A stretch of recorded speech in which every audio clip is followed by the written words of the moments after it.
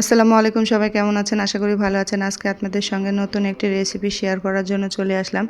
আমি এখানে নিয়ে নিয়েছি মাছের ডিম, আর মাছের ডিমটা অল্পই ছিল, তো মনে করছি যে এটা দিয়ে আমি বড়া তৈরি করব। এখানে পেঁয়াজ, বাটা মশলা, জিরা গুঁড়া, হলুদ গুঁড়া, কালি জিরা সব কিছুই দিয়ে দিয়েছি।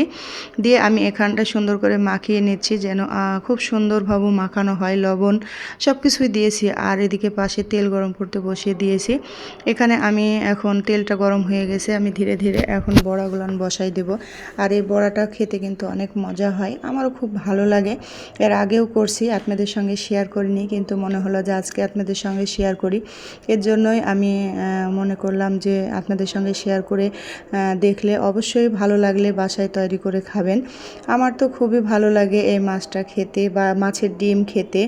আর মাছের ডিমটা আমার বাসারও সবাই পছন্দ করে। দেখেন কত সুন্দর কালার হয়েছে আর কত সুন্দর ভাজা হয়েছে। আপনারা বাসায় তৈরি করবেন, করে খাবেন, ট্রাই করবেন। আর এত সুন্দর, সব থেকে গরম গরম ভাত বা পোলাও ভাত দিয়ে খেতে অনেক